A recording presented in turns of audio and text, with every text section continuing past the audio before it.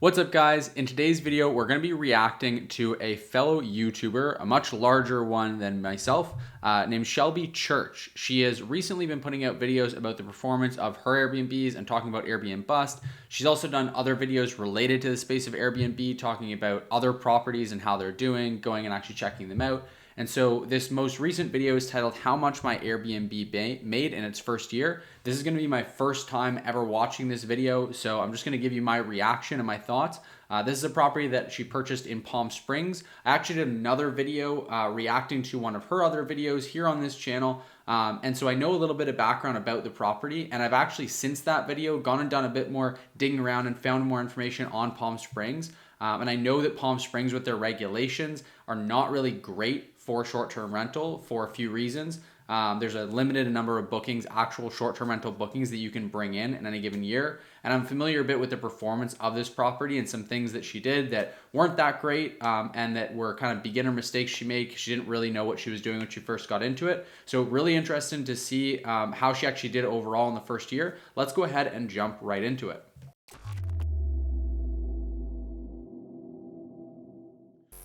So I have an Airbnb in Palm Springs, and this is my first year of owning it. Like a lot of people during COVID, I fell into the dream of having passive income from a rental property. But then everyone turned on Airbnb and it turned into a nightmare. No, I'm just kidding, but it definitely did change things quite a bit. I decided to document and share the really honest truth of what it's like having an Airbnb in 2022. At the time, it seemed like an amazing idea, until the public discourse around Airbnb drastically changed. Halfway through the year, it seemed like my bookings screeched to a halt. And I knew it was going to be really close whether or not we actually made money this year. We're finally at the 1 year mark, and I can share with you guys how much we really made, how much it all cost, and if it was even worth it. If you appreciate me sharing my honest experience, please give this video a like and consider subscribing by hitting the button below. Alright, I'm going to start by telling you guys exactly how much we made in the first year. But first, I want to thank Dell for sponsoring this video.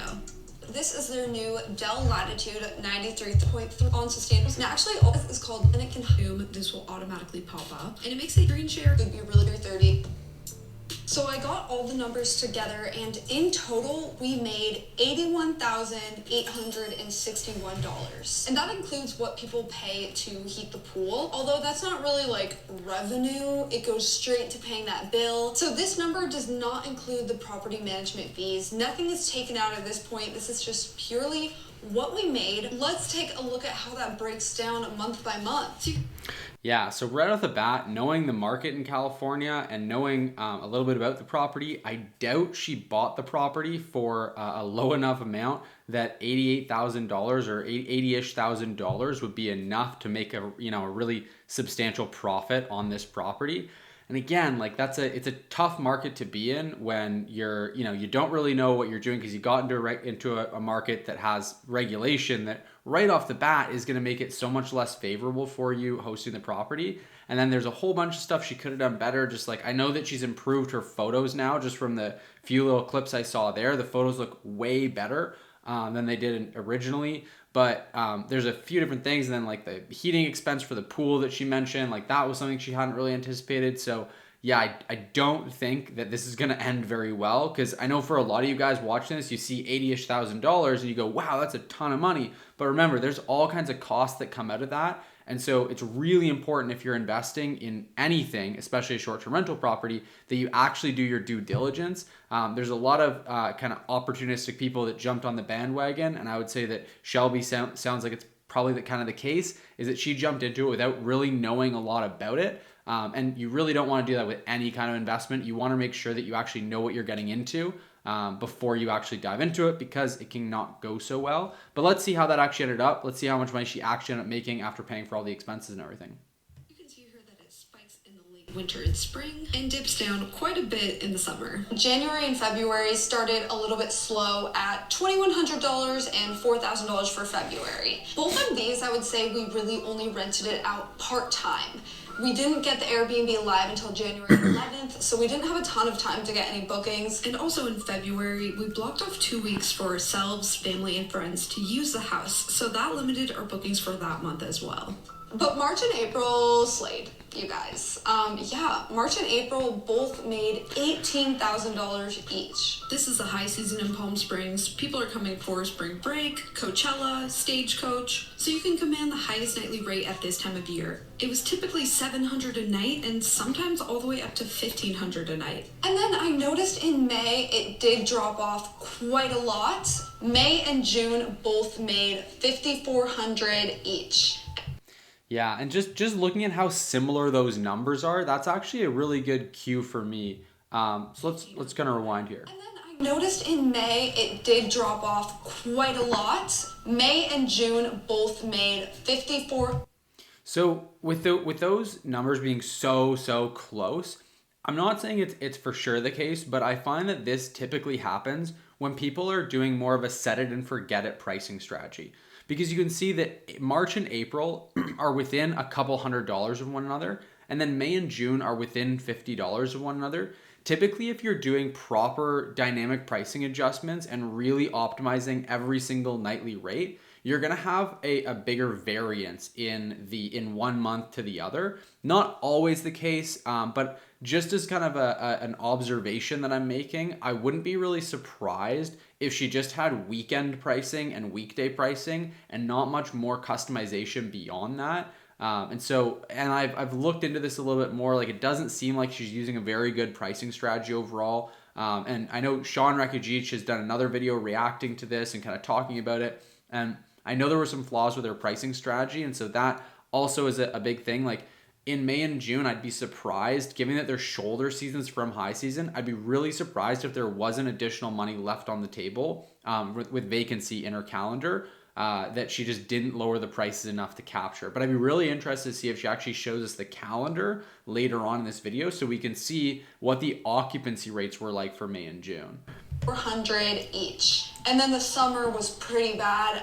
It was like 1,500 per month on average. Whoa. And so I assume that there's a lot of vacancy sitting in there. Because like even in the dead of winter at our cottage properties outside of Toronto, like that's down season for us, and we're still able to pull really good numbers and get occupancy. You just have to drop your rates down low enough. But yeah, like this is shockingly low. This is low enough that I'd be really, really surprised if there wasn't a lot of money left on the table. And then obviously you also have to factor in the regulations that are preventing her from actually using this property to its highest potential. That's just, that's just going to make things unnecessarily difficult for you as a host, which is why I personally just wouldn't invest in a market like that to begin with. Because it's really hot here, it's seasonal, it's normal, pretty much every house is more vacant in the summertime. And then October, it did start to go back up. November was still a little slow, which surprised me. We had one booking for Thanksgiving and that was it. And then December is looking like it's gonna be $11,238. I will say that December booking does bleed into the first week of January, but because we weren't live until January 11th, that still is within that first year window. So in total, that's pretty good. I mean, yes, the summer was slow, but the spring just did so well, it really made up for it. But is it more than the expenses? And that, I knew it was going to be very close. If there's one thing I've learned from this whole thing, it's that running a short-term rental. Yikes. So right off the bat, if it's very close, that's not a great thing because she didn't get this property for free. You got to remember, she had to put money into the down payment. I know she did renovation. She furnished this property. So you really want to be getting a 15 to 20% cash on cash return, which means like, let's say that bare minimum she put $100,000 or $200,000 in this property, which I assume it's probably closer to the $200,000 mark just from kind of seeing what she's done with the place. And if you're putting that much cash in, it means that you want to be netting at least $30,000 in your first year after paying for your mortgage, taxes, insurance, operating costs, cleaning, pool heating, all of that. And so she's saying it's close. That means that she's probably going to get a cash on cash return of like just a few percent. And then the question is, why wouldn't you just go and park that money in an index fund where you can get a risk-free and work-free, hassle-free rate of return on your investment? It's going to be greater than what you did with all this. So. And obviously, you do also get to leverage when you're investing in a short-term rental property, not just cash flow. You also get equity built up from paying down principal on the mortgage, and you get your appreciation.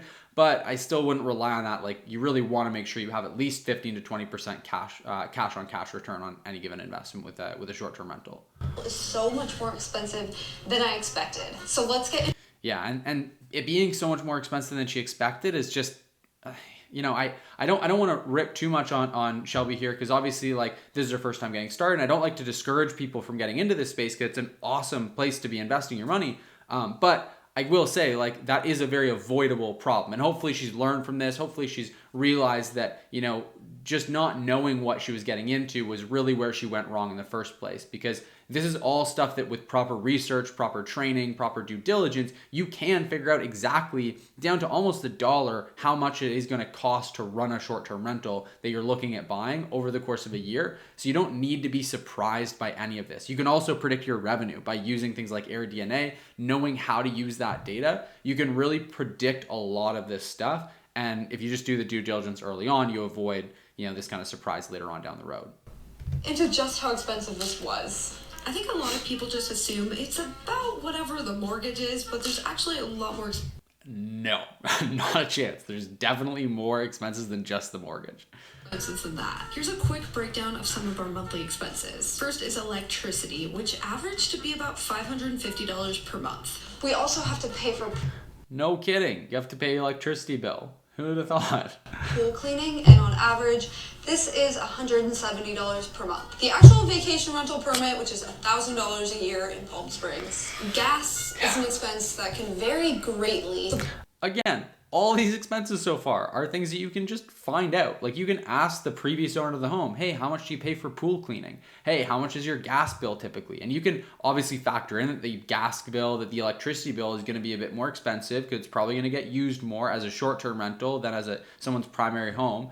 But like, this is all stuff that you can do your due diligence on. You can do a Google search and find out how much that permit costs. Like, all this stuff is just stuff that you should be figuring out way before 1 year in. The pool's not heated, it's like $20 a month, but in the peak season, it can be like $2,000 a month. On average, our gas bill is $1,000 a month when the pool was heated. And guests do pay for this, but we have to eat some of the costs. We also have a security system that's $25 a month. We have liability insurance, which is $135 per month. Then we have our water bill, and this is actually not too bad. It's like $60 to $80 a month. So the total for all these expenses averages out to $5,500 per month.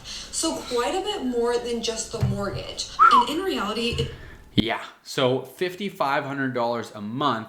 Not hard to do the math and see that already, just with those monthly overhead expenses, we're already at like right where we'd want to be for cash on cash. And she hasn't even talked about the cleaning expenses. She hasn't talked about maintenance. She hasn't talked about any of that stuff yet. So not looking too good. it's even more than this. Many of you know the AC unit broke and it was $14,000 for a new one. And there were other times a handyman had to come fix things. In general, the expenses just end up being quite a bit more than just the mortgage. So in total, before property management fees, the cost to run this place. Oof. And then you got to figure in that she's also not managing the property herself, which, you got to wonder, why are you not managing the property yourself at this level? Why are you paying a property manager? Like, if you're trying to learn short-term rental investing, that's not the time to hire a property manager. The time to hire a property manager, in my opinion, as an investor, is when either the deal is just so good that you can afford to be hands-off and still meet your cash-on-cash return numbers. In that case, absolutely, it makes sense to get a property manager, become passive, great. Or if you're really looking to get knowledgeable about investing in short-term rentals, you want to do it yourself and learn the ropes, and you can, make an extra 20% on top of your, not taking that out of your revenue to pay a property manager. Like, it doesn't make any sense to have a property that is losing money that you haven't done your due diligence on, and then you're outsourcing the management of that to someone else. It's like, okay, well, obviously this isn't going to go well because you're basically running a business that you're running really inefficiently. You bought a bad business and you're trying to outsource it to someone else. Like, come on, that just doesn't make sense to me. That's really, really shocking that she's using a property manager when things are going the way that they are here. This is, drumroll, $80,914. So at that number, we are just about breaking even, right? But remember, I did have a property manager. I'm just way too busy, honestly, to actually manage it myself. So for me, it is super worth it. But if my work was ever slower, sure, I would manage it myself. No, it's not worth it. You're losing money on this investment. Like, it's not worth it to why would you own a property? Why would you buy something as an investment that is going to lose you money and then pay for someone else to manage that investment for you. It's almost like if you bought an index fund that would guarantee you a return, an annual return of 0%, and then you went and paid a fund manager to manage that investment for you. That would be insane. Like, why on earth would you get into short-term rentals if you weren't willing to do the due diligence on it, you weren't willing to do your research, and then you weren't willing to do the actual work of managing it and like setting up systems so you could cut costs? I'm all for turning short-term rentals into a passive investment, but you can't expect to not put any work into actually doing the due diligence, researching it, and then not put any work into building out management teams or anything like that. Like this whole approach just screams like negligence to me. It's just like you're basically throwing your money away at this point. Why not just park it in an index fund at this stage? Like, and I'm like, I love investing in Airbnbs, but like, if this is your mentality, then it just makes no sense. Guys, just want to take a quick break here to say that for those of you watching who want to build cash flow and long-term wealth by purchasing Airbnbs and short-term rental properties, there's a link in the description right down below for a free training that'll walk you through my exact strategy for investing successfully in Airbnbs.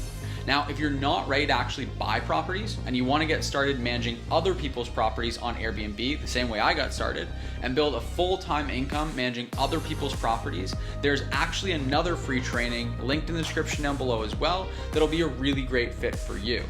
So whether you want to invest in short-term rental properties and actually build amazing cash flow and long-term wealth by acquiring the assets, buying the properties themselves, or you're looking to earn a full-time income managing other people's properties on Airbnb, we've got some awesome trainings that are linked in the description down below that'll definitely help you out. When you sign up for the trainings, we're also going to send you a few other tools and resources completely for free just to help you get started. Again, the links to sign up are in the description down below, and both trainings and all the tools are completely free. So make sure to register for the trainings, links in the description down below. Probably. We pay our property manager 18% of each booking. In total for the year, that ended up being $14,000. So the actual total expense to run this place was $94,967. So we are ending the year down $13,106 when you only factor in cash flow. And cash flow can be... Just think about that. Like, imagine putting $100,000 or $200,000 of your hard-earned money, like your after-tax money, probably. Like that's you got to work really hard to make that much money. If you're making it, obviously for her, like I'm sure she makes tons of money doing YouTube, but like, nonetheless, like that's hard-earned money that you're putting in, and now you're just throwing it away. Like, you're investing that plus all the time and energy and brain space that it took to buy the property, furnish the property, rent the property, all that stuff. The stress of it, and just to lose money. Like, you're paying someone to take your money from you is essentially what's happening here. And I'm sure she's going to go on to justify it by going, well, we're going to build equity because we paid down principal on the mortgage, and we're also going to get appreciation because the property's value is going to go up. But like, come on, you get that with a long-term rental with way less headache. It's not to say don't invest in short-term rentals. Like, I'll be the first one to tell you short-term rentals are an amazing investment, but this is not the way to do it. If you're going to invest in short-term rentals, like, you've got to make sure that you're actually willing to put in the work to learn. You don't have to do everything yourself. Like, I never tell people to go out there and actually, do the cleaning themselves or, do all the guest communication themselves. You can outsource that stuff, but you've got to put the time into actually learning. You've got to be smart about it, not just work hard. You've got to work smart. You've got to learn how to analyze deals, how to find the right property, how to set it up effectively, like all that stuff. And like, that's why we do what we do, is to help people to learn all that stuff as quickly and easily as possible. But if you're just going to not put that time in to learn that stuff and then hand it off to someone else and expect it to go well for you and be this like passive, like cash machine, like that's just not a realistic expectation. Great, but it's not even the full picture. We also have to factor in the home equity that we've gained and home appreciation. Who would have thought? Who would have thought she's going to justify this with equity and appreciation? Like, Yeah, but you get that without, you could get that by just buying the property. Like, you don't have to actually run it as a short-term rental. The reality is, like, she lost money by running this thing as a short-term rental. She could have had a long-term rental. She could have done anything else. Like, this whole equity and appreciation thing, I get really frustrated when I hear people justifying the poor performance of their short-term rentals based on this, like, caveat that they're going to get equity appreciation, because it's just a really easy kind of way to relinquish your responsibility in, like, managing your investment effectively. It's like, I can just not do due diligence. I don't need to do research. I don't need to analyze it. I don't need to do a good job of actually investing my money, because I'll just get equity and appreciation. The only things that, like, can't be taken away from me. But by the way, guess what? She literally lost $14,000 in cash. That equity that she's going to get, that appreciation she's going to get, that's future money. What happened now is she actually lost $14,000. So this equity and appreciation thing, like, what happens when this property plummets in value? What happens when her income isn't what it continues to be on YouTube, and she can't afford to be taking a $14,000 a year hit? She can't afford to be bleeding $1,000 a month. Well, now she's got to sell this property. And what if the property's value is less than what she bought it for when that happens? That's how people completely ruin themselves financially. That's what happened to so many people in 2008. And to not learn from that and to just use the same excuse of, like, oh, equity and appreciation, it's like, that's a gambling chip. Equity and appreciation are the icing on top of the cake. They're the bonus that you get when you have a cash flowing property, because with a cash flowing property, no matter what happens, you can still afford to hold the property because it's making money. It's not losing you money. But with a property that's cash flowing negative, it's very easy to conceive of a situation where you wouldn't be able to afford to carry the property. And then it's just a total draw of the cards, whether that happens to coincide with the market being up or down. If the market's up, great. You can sell it for a profit and walk away. If the market's down, you can literally ruin yourself financially. So this is just terrible, terrible investing strategy overall. So because this is a home that I own, every mortgage payment, a certain amount goes towards the principal payment of paying off that loan. For this house this year, it was $964 per month went towards paying off the principal payment. So in total, that was $11,578 that went towards equity in the house. So while that's not liquid cash or anything like that, it still is a gain and still something to consider. It's a hypothetical gain, though, because if the property value goes down because interest rates are rising like so many property values have, then it's not a real number because you don't actually get it. So while we were down $13,000 when it comes to cash flow, in a way, most of that just goes towards equity in the house. And then another major... No, not in a way. Not in a way. It does not. You lost money. That's what happened. Factor is home appreciation. This house has appreciated a lot since we first purchased it, and a lot just within the last year. Good. That is great. But that's not, like, she hasn't sold it, so she hasn't realized that appreciation. There's nothing to say that this property can't depreciate just as quickly as it appreciated. The market's going to fluctuate. Long term, yeah, sure, the property's going to do well. If you look at the appreciation over the long term, that's almost guaranteed. But can she afford to hold on to it long term? Who knows? Like, right now, if her income is good and she can afford to be losing $1,000 a month to carry this property, great. But what if her income isn't as good in the future? That's when it gets really dicey. From what I've found on Zillow, it probably appreciated like $200,000. I know. This is also not a very good way to figure out the appreciation of a property, by looking at properties that are for sale and have not sold on Zillow. Talk to your realtor. Like, get them to run comps on properties that are similar that have actually sold in the last 30, 60 days. That's a good way to get a comp. Not by going and looking at Zillow. People can list their property for whatever they want. If it doesn't actually sell for that amount, it's not worth that amount.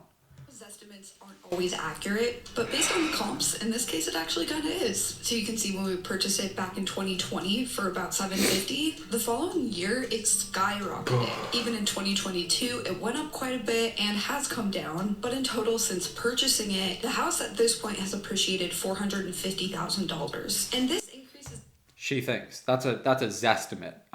If you need to be, I wouldn't trust a Zestimate. I wouldn't bet my financial investment on a Zestimate. That's all I'm gonna say on that. It's definitely unusual. Usually houses only appreciate like 3% a year, but in the last couple of years it ended up being closer to 10 to 15% per year.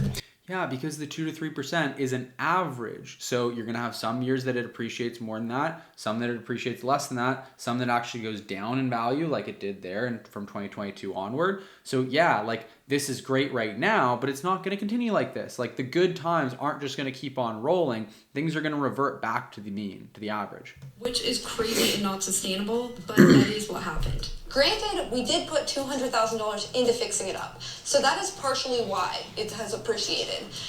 Okay, so she also put $200,000 into just the renovation of this property. So yeah, she forced some appreciation. And that, like, that's good if she did the right renovations. I'm a big fan of the BRRRR strategy, like do your renovation, refinance it, pull out your equity. I don't know if she's actually done that refi and captured some of that cash back into her pocket. But that is a really good solid backup plan as a strategy. I just don't know if she actually renovated with that in mind, or if she renovated the way that I would assume she renovated based on how this video is going so far, and just basically splurged on whatever she thought she wanted versus actually looking at what's going to drive up the value of the home and make it more valuable when you go to sell it, which is the much more strategic way to do it. But also, it's just because the market. I do think that there is kind of a correction going on, and probably in the next couple of years, home prices, maybe they'll go down, who really knows, but long term, I do think, real estate goes up. At this point, it looks like our home appreciated like $400,000 to $500,000. I'm gonna have an aneurysm. This is like, it's just guessing. Everything is just a guess. Like you should not invest your money in the same way that you go and play blackjack for your first time when you're in Vegas. Like you don't just guess, you don't just play it at random. It's not the slot machine. It's like you're investing your hard-earned money. And it sounds like probably closer to $350,000 because she said she bought it for about $750,000. She put $200,000 into it. She sunk like $350,000 into this property, more than that even, just to have it losing her money. Like this could end in financial disaster. I would be very, very, very stressed out if I had made this increasing series of bad financial moves. I would not be cool as a cucumber in this situation. This is stressing me out just watching. I love counting this because it's like these are unrealized gains. Unless you actually sell the house, I feel like you can't really count it, but you sort of can because real estate does always go up. No, you can't. No, you can't. Because real estate does not historically go up like it shot up there over the last couple of years. That is not what historically happens. What historically happens is that real estate trends up at about 2 to 3% per year. It's not as volatile as stocks or crypto. You kind of can, you kind of can't. It's not liquid. Like you can only get this money if you do like a cash out refinance. Still, the home appreciation, it's a really big factor. So we're ending numbers. Cash flow, we're down $13,000. Equity, we're up $11,000. And yearly home appreciation, we're up about $200,000. So while the cash flow wasn't that great, at the end of the day, we're still up. No, you're not at all. Like this is crazy. You didn't make $250,000. You lost money. It was $250,000 for the year. A lot of people ask me, do I think it was worth it? Do I regret it? My short answer would be I do think it was worth it and I don't regret it, but I don't think I would really recommend this to people as a way to make money unless it's a house that you actually want to use yourself a lot. Or an alternative, just an idea, would be to actually do some research and due diligence and educate yourself before you just go and YOLO your money on something. This is like the Wall Street bets of Airbnb investing. It is not a good financial strategy. So I do definitely agree with her that I would not recommend doing this for the average person, for anyone at all. If you want to YOLO your money, give it to me. Just I'll put my PayPal link somewhere and you can just send me your money if you just want to burn it and throw it away. But like this is not investing. This is just spending. This is just buying a place that you wanted to buy. Presumably, I can only imagine for content maybe. Oh yeah, I did not think I was going to get this stressed out by this video, but this investing strategy is like the furthest thing from investing strategy ever. And yeah, I would not recommend this. I really hope that she either sees this video, sees other stuff, or like realizes that the reason that this all went terribly for her overall, and I think she's seeing it as much better than it is. I think it's worse than she realizes. But I think that if she hopefully realizes that all of that is due to the lack of research, the lack of planning, the lack of actual due diligence, then hopefully she can turn the ship around. And if she wants to continue investing in short-term rentals, she can do it the right way, because like throwing the baby out with the bathwater is just, it makes no sense to me. It's like, why would I go and just like, YOLO my money on stocks and then go, oh no, I wouldn't recommend that people go and invest in stocks. Like I just wouldn't recommend it to anyone. Clearly people can't make money with it, because I YOLO'd my money on like 4 different randomly picked stocks and I lost money. So like clearly no one can make money at this. It's like, come on, obviously you've got to do your due diligence. You've got to do your actual research. Really, the only reason I don't regret it is because I do use it myself a lot. If I was just trying to make money, I'd probably be kind of disappointed with these results. That's the understatement of the year. No kidding. The whole experience has been incredibly valuable to me. I've learned so much about how to take care of a house, how to work with contractors, even how to manage guests. While it might not be monetarily rewarding, at least at this point, the experience for me has been very rewarding. Seeing real tangible improvements of the house over time has been so much fun. And now every time I come back to the house, I'm so thankful I did this. I have to pinch myself, like I just love being able to visit it so much. So all in all, I would not trade the experience I've had. But I'll be pretty honest in that it didn't do as well as I thought it would, and it does change my thoughts on investing in Airbnbs in the future. It's a competitive market out here. There's a lot of amazing houses and a lot of restrictions in how and when you can rent it out. The limited number of rental contracts per year makes it very hard to break even. That nightly minimum, it makes it hard. All in all, I'm super grateful for this opportunity to have an Airbnb and share the experience with you guys. I hope that you appreciate my honesty, because honestly, I get a lot of backlash for sharing it, but this is the truth about Airbnb. I have no incentive to promote Airbnb. I don't know if Airbnb is such a good investment in 2023, and we will get into that in a different video. If you enjoyed this... Oh yeah. I cannot wait to see this video. It's gonna give me another aneurysm. This is, so on the one hand, I'm really glad that she's like as positive as she is on it, and I want to try to end this on a bit of a happier note. Is that like, I'm glad that she sees it as a positive and that she's kind of like looking at the silver lining. I do think there's a really big opportunity for Shelby to like actually learn a lot from these mistakes. And I think right now she's looking at it as like, this is all Airbnb's fault. This is all like, it's just not the right thing to invest in. And there's like this very external locus of control. And there's not one single point in the video where she went, I did this incorrectly. I should have done this better. I should have done this differently. And the reality is like, I'm a big believer that anytime you can see other people getting amazing results at something, if you're not able to get those results, it means that you are the one that is falling short. Like, let's just look at reality for what it is. If someone else can do something that you can't, it doesn't mean that thing cannot be done. It just means that you can't do it. And so I think there's a lot that she could learn by actually looking internally and seeing, okay, what could I have done differently? Being a bit more self-aware of the shortcomings and the errors she made. I'm glad she's looking at it as glass half full, but I actually think that she could really benefit from being a little bit more self-critical here.